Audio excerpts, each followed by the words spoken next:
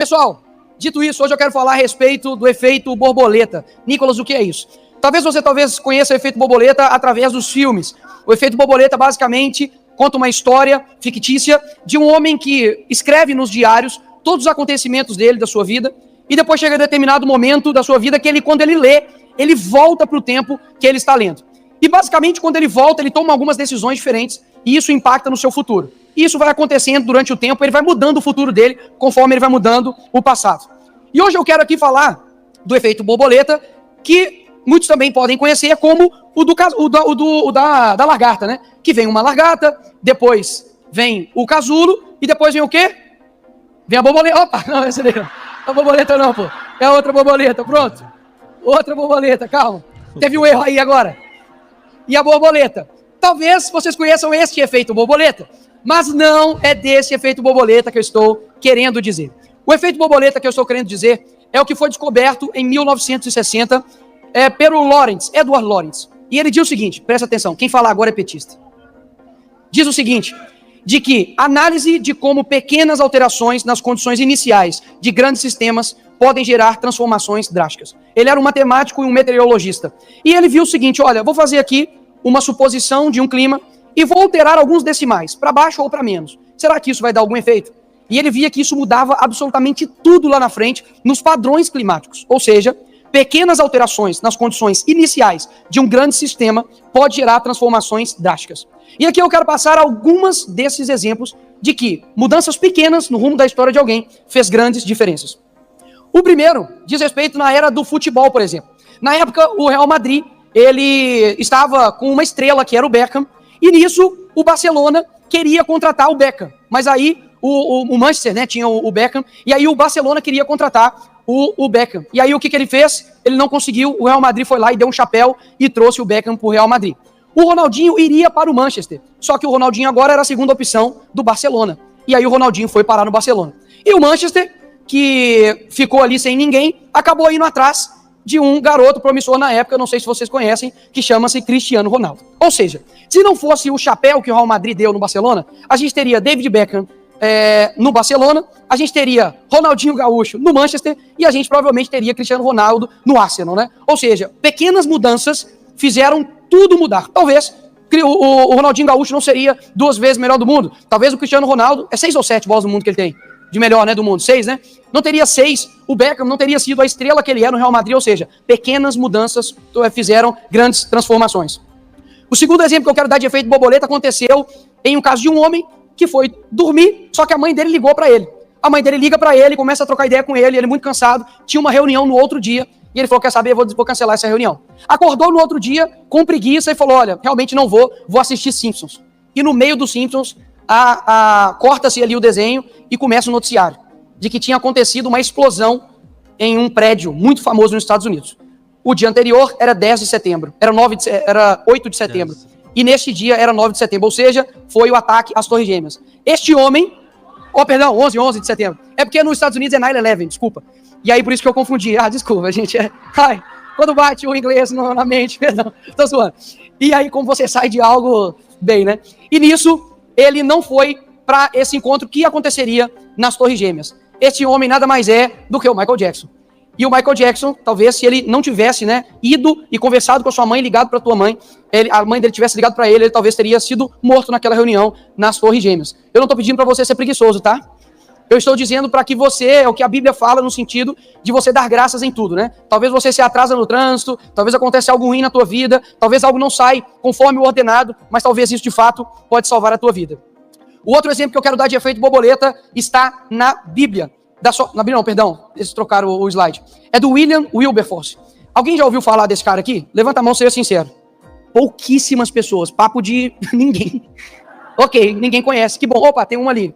Uma pessoa conhece o William Wilberforce. 2, 3, tá bom. Esse cara, quando ele tinha 9 anos de idade, ele perdeu o seu pai, foi morar com seus tios em Londres, e lá ele conheceu 2 pessoas, na qual ele se converteu ao cristianismo. Quando ele chega na faculdade, em Cambridge, acontece o quê? O que acontece com um jovem quando entra na faculdade? ele deixa a sua fé, né? Pois é, infelizmente. Ele deixou a sua fé e aos 21 anos decidiu entrar no parlamento britânico. Ele ganha as eleições e o seu amigo William Pitt, com 24 anos, se torna o primeiro-ministro ali também do Reino Unido. E nisso, ele, durante o recesso do parlamento, ele vai passar férias na Riviera Francesa e lá ele conhece um matemático cristão que chega para ele e começa a ministrar e falar coisas no coração dele e ele volta ao que ele era antes e se torna um cristão. E ele fala o seguinte, isso aqui marcou muito meu coração. Ele diz, eu lamento ter negligenciado por tanto tempo as indizíveis misericórdias de seu Deus e Salvador. E nisso ele decide continuar na política, mas como ele se converteu novamente, entrou aquela crise que muitos cristãos têm, né? De falar, poxa, eu estou aqui, tenho minha missão pastoral, tenho minha missão evangelística, mas ao mesmo tempo eu tenho a política, qual dos dois eu sigo? E ele quis sair da política, mas os seus amigos gratamente desencorajou ele e ele seguiu para dentro da política. E ele fez um discurso contra o tráfico negreiro ali no Reino Unido. E depois de 20 anos somente, foi aprovada uma lei pelo fim da abolição de escravos.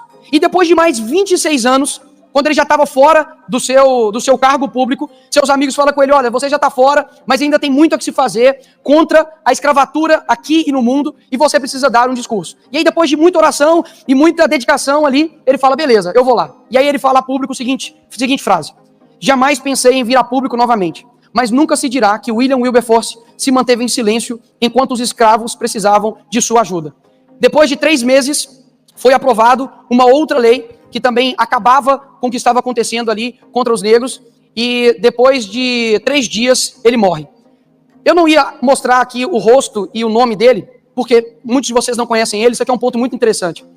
O teu propósito, ele não diz respeito às pessoas lembrarem do teu nome ou de você, mas diz respeito ao teu legado. Tem muita gente que só quer fazer o propósito quando ele é lembrado, e isso vai fazer com que você não alcance seu objetivo. Hoje, o tráfico negreiro e a abolição da escravatura, tanto no Reino Unido, nas suas colônias e no mundo, se dá graças a um cara que você nem conhece. Isso sim, de fato, é cumprir um legado e cumprir um propósito. É deixar o seu eu para baixo e entender que o seu propósito vai alcançar pessoas que você nem tem ideia que um dia poderá ser alcançada. Isso sim é um efeito borboleta de uma pequena decisão que ele tomou. Imagina ele fala, não, quer saber? Não quero ser político. Eu vou dedicar minha vida aqui, enfim, pastoral ou algo do tipo. Ele teria uma crise de identidade, não faria o que fosse necessário dentro da política e nós perderíamos aí talvez uma luta contra a escravatura, não somente no Reino Unido, mas também no mundo. Nós temos um caso de efeito borboleta também na Bíblia. Esse que está ali é Estevão. Estevão, ele foi apedrejado por amor a Cristo e ele, no momento que ele estava sendo apedrejado, ele pede perdão, ele fala, Senhor, perdoa eles que estão fazendo isso daqui, e ele sorri ao Senhor e pede para que o Senhor leve ele para as alturas, porque obviamente ele estava sendo apedrejado. Mas sabe uma coisa, talvez você não reparou nessa história, talvez você tenha 10, 20, 30 anos aí de cristão, você nunca viu, que tinha um cara que estava vendo o sacrifício dele. Quem era esse cara? Era esse cara, era Saulo na época. Saulo, que era um inimigo dos cristãos, ele não somente perseguia. Hoje nós temos pessoas, nós sabemos, não preciso falar o nome, que perseguem pessoas, cristãos, pessoas de direita conservadoras. Mas nessa época, não era somente, talvez, uma perseguição porque na época não tinha, né? De bloqueio de redes, de censurar, de multa, não. Nessa época, era morte. Matavam-se as pessoas. E nesse momento, estava ali Saulo. E Estevão deu um excelente exemplo para nós, que eu sei que é muito difícil. Talvez aqui ninguém nunca tenha feito isso e se fez, meus parabéns. Você está sendo um cristão de verdade. E você precisa aprofundar nisso para você não cair digamos, em uma profundidade intelectual que seja muito rasa. A Bíblia pede, sabe para quê? Para a gente amar os nossos inimigos. E tem uma história, e você pode pesquisar aí no seu celular, de um cara que entrou dentro de uma escola, matou várias crianças, adolescentes, um monte de gente. No julgamento dele, os pais foram lá e começaram a falar com ele, né? Você é um demônio, você é um assassino, você acabou com a minha vida, etc, etc e tal. E ele ficou lá estático, um psicopata estático. Daí vem um senhorzinho de barba branca e fala com ele assim, olha, todo mundo aqui falou o que o meu coração desejava falar, mas hoje eu vou exercer aquilo que mais difícil que eu já fiz em toda a minha vida, que é obedecer a Cristo, que é amar meus inimigos. Portanto, eu te perdoo. Nessa hora, o cara simplesmente caiu em lágrimas e um psicopata começou a chorar diante da demonstração de amor com ele. O que eu quero dizer com isso? Não estou dizendo para você ser omisso, não estou dizendo para você não lutar contra os seus inimigos, mas posso dizer algo para você? A única maneira que nós temos, muitas das vezes, de derrubar o nosso inimigo, sabe, de dar um tapa de luva nele, é demonstrar que nós somos diferentes deles.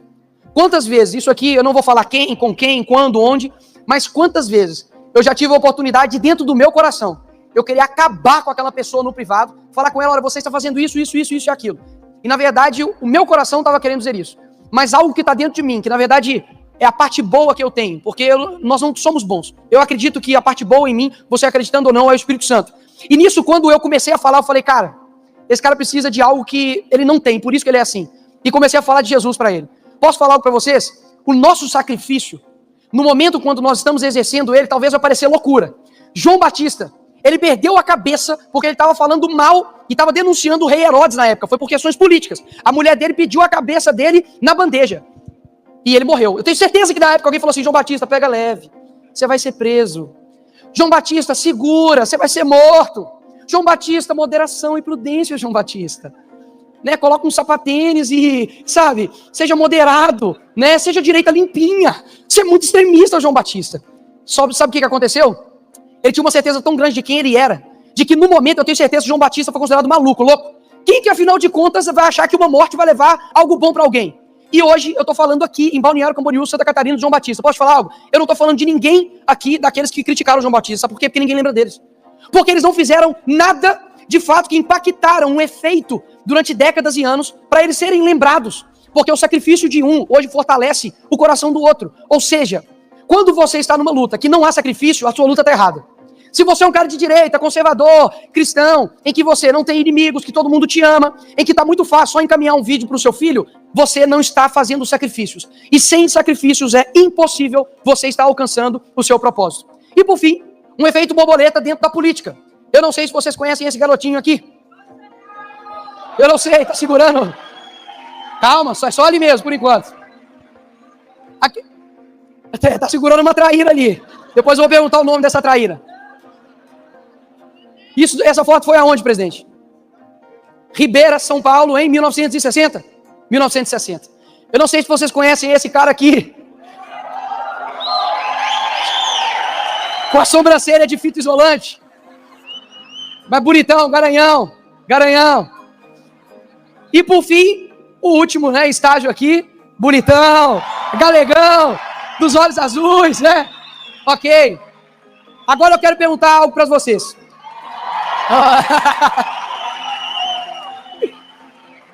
Agora eu quero perguntar algo para você, segurem. Esse garoto que está aqui, esse garoto aqui, presidente, não sei o que você estava pensando naquela hora, não sei, era teu pai que estava do lado, né, seu Geraldo, estava do seu lado. Nesse dia, o senhor imaginou que o senhor se tornaria presidente da República? Seja sincero, não. Todas as decisões do Bolsonaro, desde a época em que ele era do tamanho de um peixe, que ele era do meu tamanho, desde essa época, todas as decisões que ele tomou, culminou, bem ou mal, para ele cumprir o seu propósito. Todas. O dia talvez que... Não, ele não acorda tarde, né? E nem atrasado. No dia em que ele decidiu ir para uma padaria e não a outra. No dia que ele decidiu ser um pouco mais, digamos, a essência dele, né? Vocês entenderam, né? Quando ele decidiu ser quem ele era, esse que é o meu ponto. Quando ele decidiu ser quem ele era, o propósito, ele estava no rumo do propósito dele. Só que em 2014, se ele não tivesse feito o que ele fez, talvez ele não estaria aqui hoje. E eu quero mostrar para vocês um vídeo. Pode dar play aí.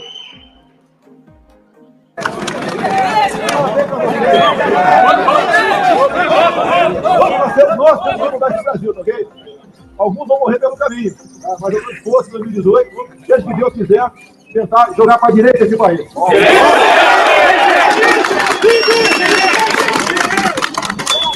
O nosso compromisso, a vida será pátria, ok? Mas é assim até morrer. Nós amamos o Brasil, temos valores e vamos preservá-lo. Agora, o risco que eu vou correr, posso ficar sem nada. Mas eu terei a satisfação de dever cumprido. Okay? Esse é o nosso juramento, esse é o nosso lema. Brasil acima de tudo, esse Brasil é maravilhoso, tem tudo aqui, está faltando é política. Há 24 anos eu apanho igual um desgraçado em Brasília. Mas apanho, tá? De bandidos. E apanho de bandido é motivo de orgulho e de glória. Okay? Vamos continuar assim. Nesse dia, ele se colocou à disposição para se candidatar, né, aí em 2018. E eu quero mostrar algumas coisas para vocês de que se ele tivesse dito um não, o que nós perderíamos. Olha só o que nós iríamos perder caso ele não tivesse dito um sim para o seu propósito. Pode passar aí. É só você não estuprar, não sequestrar, não praticar latrocínio que tu não vai pra lá, porra. Acabou, acabou. Tem que dar dar vida boa para aqueles canalhas. Eles, desculpa, que eles fodem nós a vida toda. E daí que nós, trabalhadores, vamos manter esse cara preso uma vida boa. E tem que se fuder, acabou. Acabou, porra. É a minha ideia.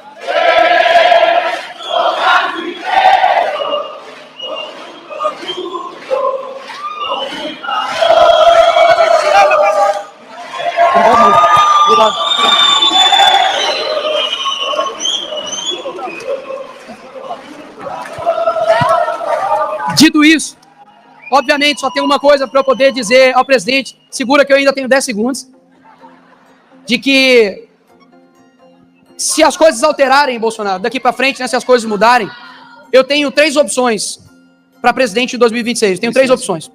Primeiro, Jair. Segundo, Messias. E terceiro, Bolsonaro.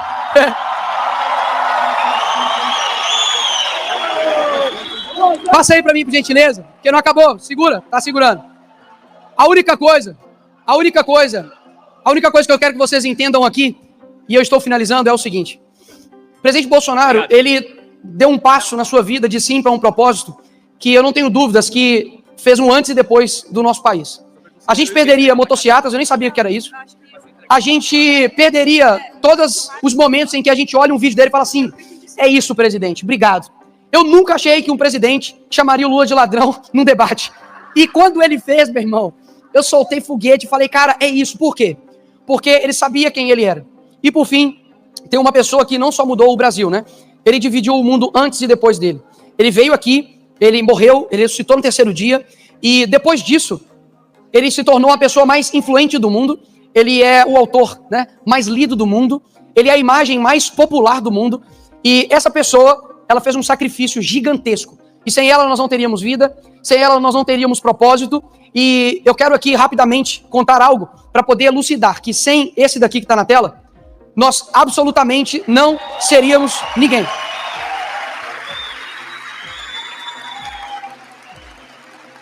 E por que eu digo isso? Porque de tudo o que está acontecendo hoje no nosso país, eu não tenho dúvidas que o presidente quase morreu, né, com uma facada. Nós temos aqui diversos representantes, né, Tarcísio, Jorginho, Michele, outros diversos deputados, né, amigos, colegas, Eduardo Bolsonaro, Júlia Zanata, Gil, Lucas, enfim, um monte de gente que sofre todos os dias por um propósito maior. Mas posso dizer algo para vocês? Em momentos de tristeza, em momentos onde, e eu coloco eu aqui, momentos que a gente sente fraco, eu não tenho dúvidas que só tem um nome que dá força para tudo que nós estamos fazendo, que de fato é Jesus. E eu quero dizer algo aqui para vocês, e finalizando mesmo, que da mesma forma como existe uma árvore genealógica, onde você tem os teus pais, os filhos, os netos, eu quero que você tire agora como se um dos seus avós não existisse. Se o seu avô não existisse, quem deixaria de existir? Você, certo? E eu quero mostrar a árvore de influência, né? Pensa que você é uma pessoa e todas as suas ações, elas vão gerando outras ações, né? Quais ações que nós estamos tomando hoje? Que de fato, ou gera vida ou gera morte, né? Então eu vejo hoje aqui muitos pré-candidatos, né? Pessoas que querem entrar dentro da política. Sei que aqui tem diversas pessoas que estão no ramo da educação, da advocacia, Vacite está aqui. Várias pessoas, né, que são professores, que dedicam a sua vida. Eu preciso, as tias do Zap são o 4º poder do Brasil, né? Quero dizer algo para vocês. Todas essas pessoas que fizeram algo pelo mundo, elas sabiam quem elas são.